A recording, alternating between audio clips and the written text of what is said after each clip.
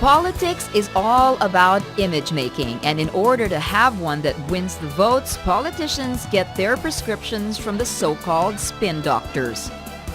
Spin doctors take charge of how politicians look and deliver their speeches, of managing negative issues, and even spinning them in favor of their client. The name of the game is name recall. For instance, former President Joseph Estrada, who was convicted of plunder in 2001, has launched Kung May Erap, May Ginhawa, providing livelihood and housing in time for his mayoralty bid in Manila. President Benigno Aquino III also manages to wear clothes best suited to him because of his spin doctors and stylists. As many political candidates employ similar tactics and strategies, and insofar as spin doctors are successful, it's not too hard to believe that behind every successful politician is a very good spin doctor. The 2013 midterm polls are shaping up to be an exciting one. With me is our resident election analyst, former COMELEC Commissioner, Attorney Gregorio Larrazabal. Hi, Goyo. Evening, Nancy. Happy Valentine's. Oh, thank you. I forgot about that. Tonight, we consult the political spin doctors. They are operatives who try and ensure that the public sees the candidate or official they handle in a favorable perspective. Joining us tonight are two prominent public relations and imaging consultants, Malu Tikia of Publicus Asia and Relly Herman of Agents International. Thanks for joining us this evening. Good evening. Good evening. Hi, Nancy. Good evening. Hi. Well, Relly, let's start with you. Where is strategy born? How extensive is the research that goes behind beginning your strategy? Well, actually, you mentioned it. Research has to play the major role before you can come up with a strategy.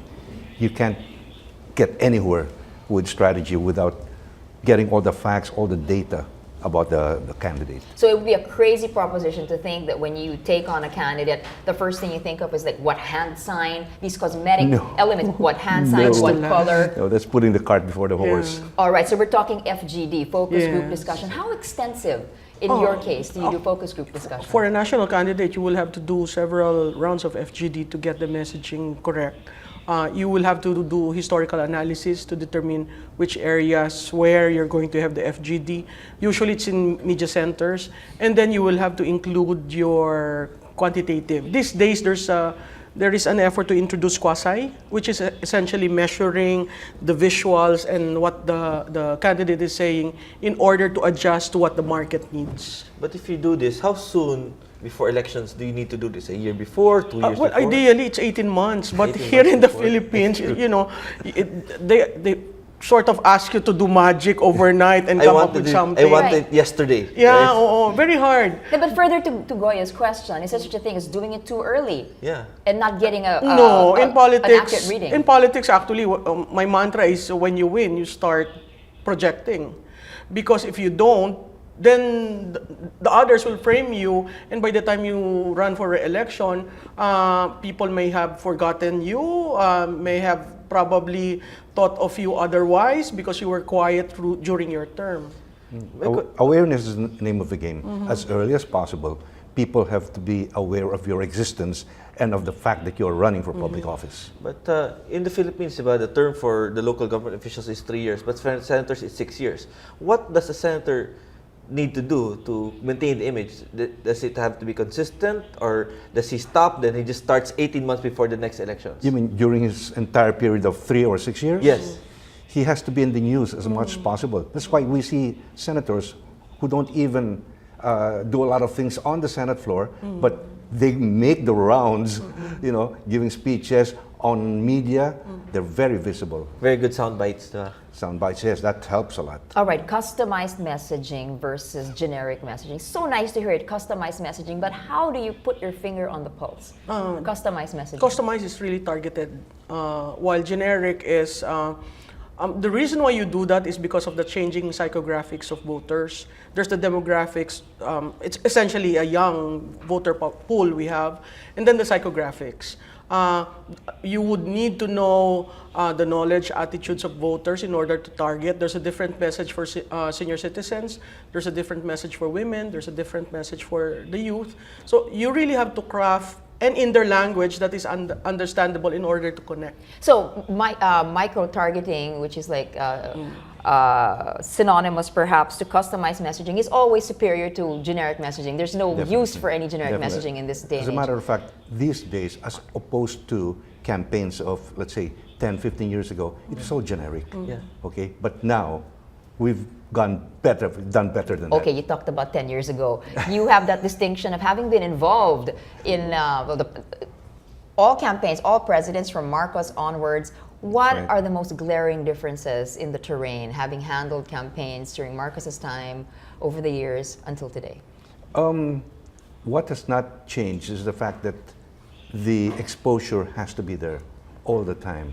But during the times of Marcos, up to Cory and Erap, and I dare say just a little of Gloria, okay, it's a matter of using media very well. Now, the advent of social media has thrown everything topsy-turvy. Okay, now we have social media targeted towards the A, B, and upper C, and towards the youth. All right, Goya, you'll agree. We defined what spin doctors are at the start of the show, Yes. but let's get it from them. In your own words, how do you define your work? What's the scope? What's the definition? Well, I probably become a spin doctor after my client wins, and then they'd say, oh, because of the packaging, because of the messaging.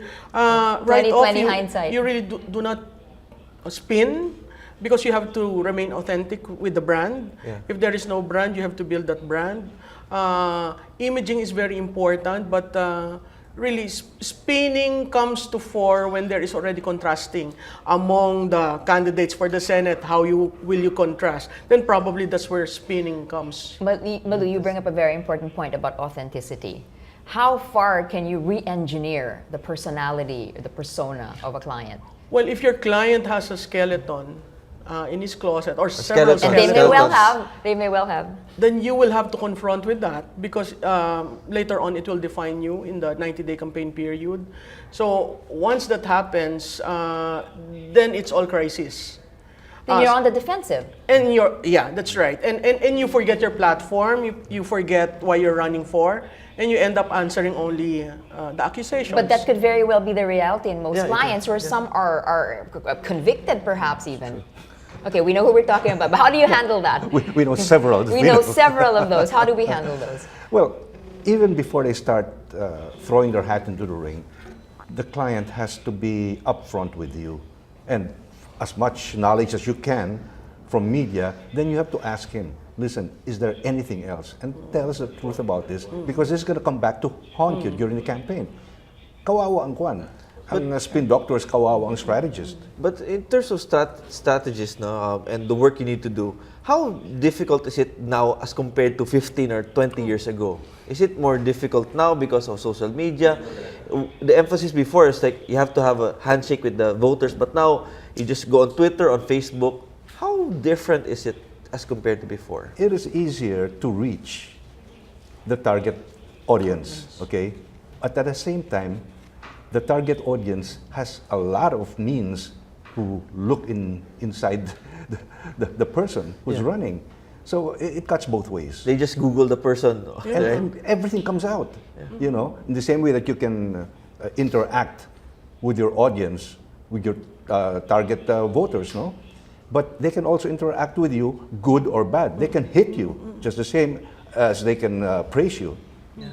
In terms of, I'm sorry. go In ahead. fact, fact-checking is very real now. That's why you have to really be authentic, because if you don't, then they just put together a flashy banner ad, It's and plastic. it becomes viral.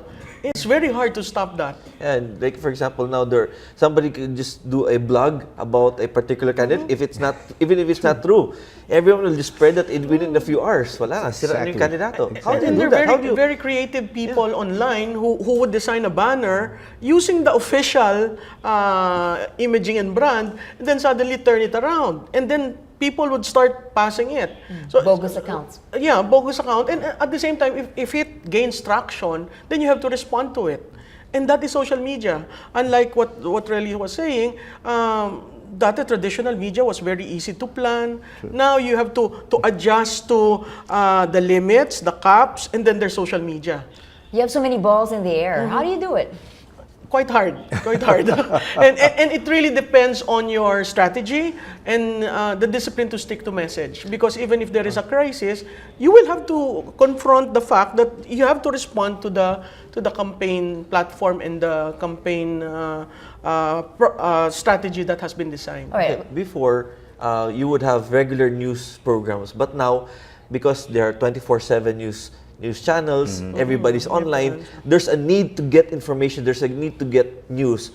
How difficult does that make your work now? Now, every minute you have to monitor with Twitter, every minute you have to monitor the On news. all fronts. Yeah, on all fronts. You monitor everything. How many newspapers are there right now? How many tabloids? And how many local publications? That's just one. What about radio? How many radio stations are there all over the country? So it is difficult on the part of the campaign strategist and the staff.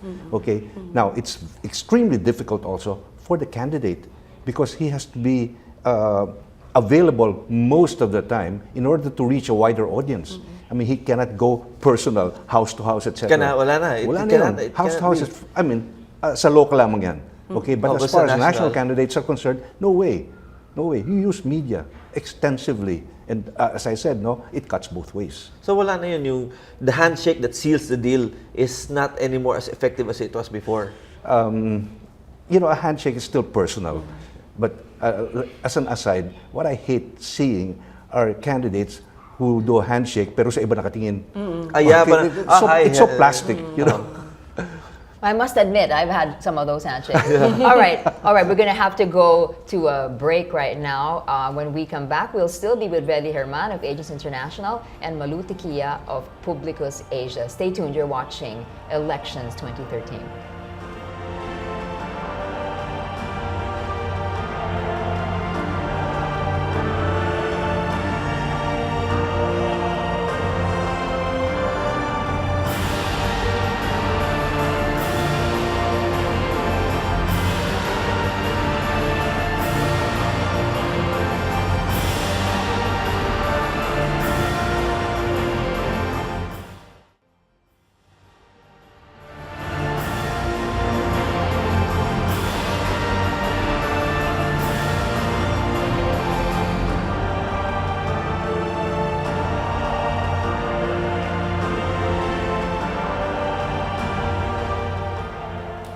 Welcome back. You're still watching Elections 2013. We're still talking about and talking with spin doctors. With us, Malu Tequia of Publicus Asia and Relly Herman of Agents International. And I was meaning to ask, how personal is your involvement with your clients? I mean, do they call you at 5 a.m.? Are you there when they wake up in the morning? If you're handling their image, you want to be there 24/7 and make sure they're not screwing up, right?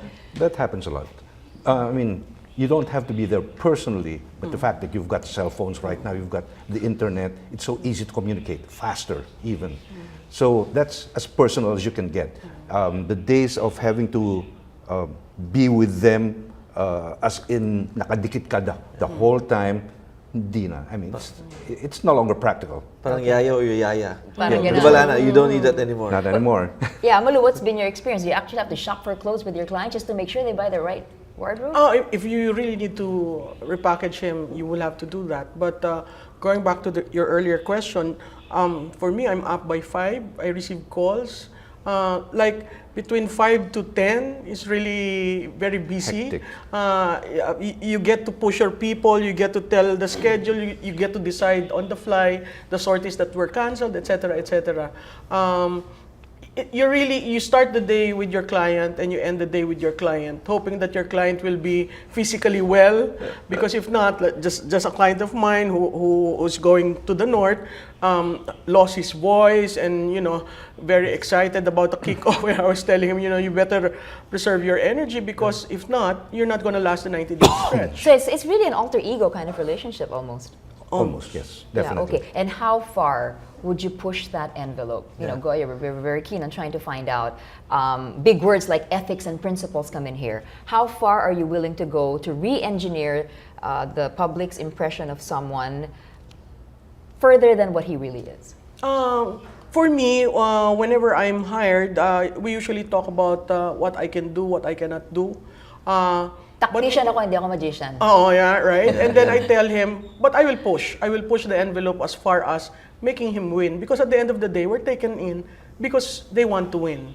And that's what we bring into the equation. So, but I lay down my cards. I cannot do this, I cannot do this. Okay, but that's you. I mean, principals in the industry as a whole. It does happen, right? It does happen, of course. But You represent someone entirely farthest from the truth, right?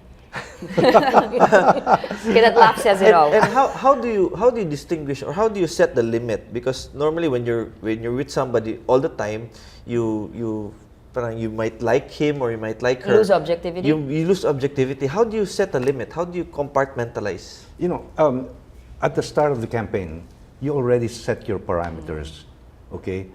So that along the way, if either the client or yourself tends to go out of the parameter and it's become personal already, Yeah, then you lose track, both him and you. And that's going to be bad. That's why we need other people around him, around us, to say, hey, guys, this is not the way we planned it. Well, let's pick up on that. I mean, moving far from the parameters, have you personally experienced, you don't have to name any names, but just some case studies of some clients who just won't follow you? Oh, for me, if they don't want to follow me, I leave them. I return the checks, Simple I as leave that. them. Yeah. We have a What's lot the of point of staying in a relationship if at the end of the day you always fight and you lose sight of your objective? Okay, and speaking of objectives, what are your objective metrics? You have your strategy. How do you measure that against a certain standard, knowing that tells you that you've become successful, other than the surveys? I was about to say, Yeah, the survey. Okay, yeah. I mean, that's a main thing. There's no way you can measure exactly where you're going unless you go through the survey. It's just really the surveys. It is the And beyond surveys. Pulse Asia and social weather SBS. stations? Usually there's an internal pollster.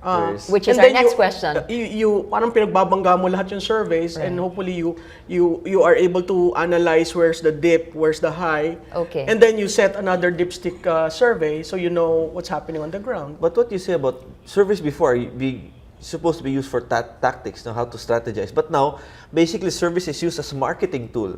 Vote for me because I'm number 3 or number 5 or number 7. That is if you're just looking at the horse races. But the whole survey, there's several questions piggyback on that. No, but as a marketing tool for candidates, there are some candidates say, you vote for me because I'm number 6 or I'm in the top 12. Parang people jump on the bandwagon. They vote for the candidate not because they like him, not because they agree with him, but because he's popular. Yamado na siya, iba? And I want to be with a winning candidate. Diba? Yes. But actually, the candidate does not specifically say that. yeah. Okay, Yes. pangit eh. Pangit. Masyadong shoulder Oh, tapping but- yun. However, it's the people around him him. and the media that helps. Your friends in media can help project that image. This guy's a winner. Yeah. If you look, Goyo, at the latest polls, number 5 to 15 is like Statistically, it's less 0.00 something. The margins so are negligible. what seems to be like a stretch would be the number 1 to 4 position right now. But the rest, it's really competitive. But a lot of people say, like, for example, I'm a voter, they will say, I want to vote for this guy because he's number 3. Or so I'll vote for him na lang. So how, as a political strategist or spin doctor, how would you counter this? Like if your candidate is in the bottom or not in the winning circle, how would you project your candidate to be sure that to encourage people to vote for him?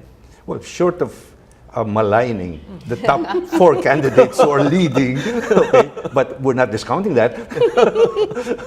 You just have to keep pounding on the differences between your candidate who's lagging behind number 10 or 11 or even 15. Then you got these guys are much better than those. Okay, Relly's leading me in the to lead pack. You're leading me to my next question again, which is, of course, there's spinning, which is proactive, of course, but there is also the black propaganda, which is putting down the other party to raise the image of your client, right? How much of that Why are you is asking part me of this? I need to. Hope you answer it. Listen, there are what we call operators, Okay. which is usually not part of the PR and the strategist. But we are aware of these things, and we have to take measures to ensure that these guys do not apply their methods on your client.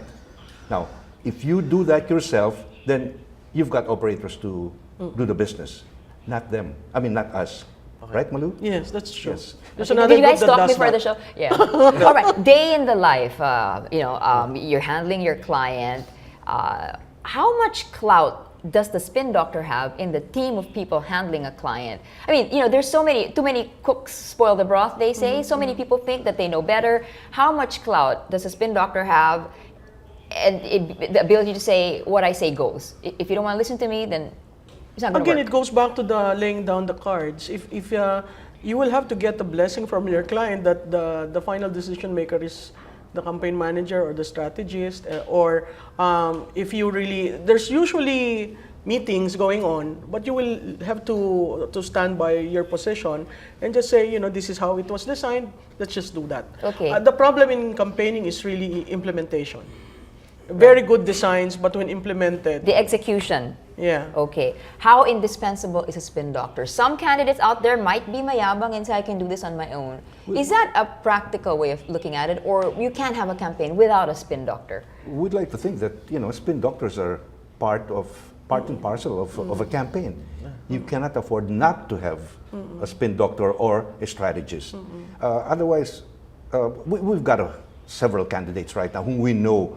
As far as they're concerned, I know everything. I will do everything. Kaya ko lahat yan. No? And they've won without a spin doctor? And they've managed to win on the sheer incident of being there all the time, and the fact that they've got a fantastic name recall. Even on a national level, they can win without a spin doctor. Perhaps maybe on a local level, Yeah, right? but national, Yeah. it's National, yeah. I know, it's crazy. Unless that candidate is really a spin doctor himself. A natural spin doctor. That's what I was saying. it's In other words, he's got the appeal, he's got the name, Right. he's Innate. got the track It's record innate, already, yeah. he's got the performance. Then perhaps may case siya that I don't need you guys. But no? the advantage of a spin doctor or a campaign manager is you are objective when you look at things. Exactly. Yeah. You see You have from the the third eye. outside. Oh, yeah. yeah. Kasi a candidate, even if you're the best, sometimes it gets personal eh. Parang it gets clouded, right? Or you So tell that's- them what they don't want to hear. Yes, Exactly. yes. Do you get to do a lot of that? You tell them what they don't want to hear. Yes. I'm not one of those who will tell you, you're Sugarcoat great. No, that's not my role. My role is to tell the king you have no clothes. That's the role of the guys surrounding him, right? Yes. And if you're too much surrounded by those people, Wala na. magulo yung kampanya. We've seen a lot of that. All right, let's talk about what's happening now. People who are the strangest of bedfellows are getting up on that stage, and it leaves your jaw dropping. You need to scoop your jaw from the floor, because why are these two people campaigning together? You provide the examples and explain My to us. answer there is that is why I am with Brother Eddie Villanueva. Okay. Nice plug. All right. But yeah, the case in point, you have Cynthia Villar in the Pinoy team. They threw everything at each other during the 2010 Exactly. elections. That's why the suggestion that all the candidates should not belong to one party or the other. Or then- Grace Po being in Yeah, and just Team Pinoy. list them down alphabetically. This makes sense. It's more practical. It's more to the point. Hindi plastic. Clearly, you're done with the idea of parties in the Oh, Philippines. definitely. Wala na. There's no such thing as a party. There's no difference between one party or the other and the other. It's just name tags. It's just colors. So, but going by this idea of alphabetical, you're going to get a lot of complaints from those whose names don't end with letter Jumble them A. up every now and then. In some ballots, you've got A to Z. Another set of ballots, Z My to lord, A. it's hard enough to figure out the current ballot, much less like a moving target ballot, right? I don't know how practicable that is, but I see your point. For those who are political opponents before, it's very hard for them to be together because they built their brand based on me attacking a certain candidate, and then all of a sudden you're together and you appear on the same picture. It's quite hard. So it's convenience now. Yes, it appears like that. Definitely. It's all convenience. All right, another case study. We have Chisa Escudero, Lauren Legarda. Many years back, they already won two. Right now, they're statistically tied practically. 1-2, right? Yes, you would think that by now, if they were spun in a certain way, they would either be breaking away from each other already. One would be leading the other by a larger margin. But instead, what you see is those that are a little lower, they're the ones who are like ratcheting up. Let's say the likes of Nancy Bina or Alan Peter Cayetano, right? What is wrong, let's say, with, risky question, with the way Cheese and Lauren are being handled, that they're not breaking away? Malu, please. Yeah, I'd rather not say. The second name actually manages his campaign. I'm sorry. The second guy, the second name that you mentioned manages his campaign. Okay. Probably that's the reason why he's too close to the pie and he doesn't see what needs to be done. The first name you mentioned, she has really not been engaged in pre-campaign activities. Why don't you want to mention the name? I don't want to be She or he. But the question is, how do you make things exciting? For example, you're handing a candidate, then Really can make things exciting for 1 and 2, but it's just that they're very, For very 1 and hard to 2. handle. okay, okay. Interesting. Very hard to handle. They're opinionated, okay, about the way their campaign should be handled, about how they should package themselves. I mean, as far as they're concerned, we've got a winning formula. We're not going to let any spin doctor or any PR guy come in and say, dictate otherwise. Yeah, kasi sabi nila, they'll say that, I'm already number 1 or I'm number 2. Why fix what ain't broke? Yeah, exactly. Why fix what ain't broke? Right. It's But working it's a already. different ballgame in the 90 days. There are people who are eyeing, those positions, and if they do not run their campaign well, midterm, might have some we have surprises. 2 experiences where midterm re-election is lost. That's Barbers and Jaworski. So, But a question. Everybody's saying that the 2013 is a prelude to the 2016 presidential elections. The question is that, is it too early to discuss 2022 now? Because everybody's saying 2016 is just near. So and the candidates are already... So 2016 is a foregone conclusion. Yeah, So we everybody should be knows looking who's going to far run. So, is it too early to think about what to do in 2022? I'll take the first crack. We don't discuss, we plan. Okay. So you'd probably discuss 2016, but 2022, everyone is silent, but they're planning. Okay. And you see the moves.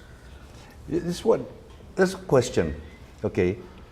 What attributes one candidate who is, let's say, number 4, up to number 6, all of a sudden jump down to 10, 12, and even out of the circle? Okay.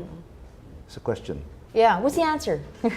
Well, it's either the candidate is careless, is lazy, or Overconfident. shifted strategy without a viable reason. And we've seen that. We're seeing it right now. Yeah, we're seeing it right now. And there are other factors that will come into play, like issues against the candidate, or issues that are not even that directly related to the candidate, but affects his candidacy. All right. I guess some lessons are just really never learned. And on Yes. that note, And that is why you need strategists. we're aware of that. That's why you're here tonight. All right. Thank you, Goyo. And thank you also to our guests tonight for a very informative discussion. We've had public relations and imaging consultants Malu Tikia of Publicus Asia and Relly Herman of Agents International. Thank you again for joining Thank us. you, And thank thank you all of you for joining us tonight. Tune in again next week as we discuss elections, make that election issues that matter to you. I'm Nancy Irlanda, and this is Elections 2013.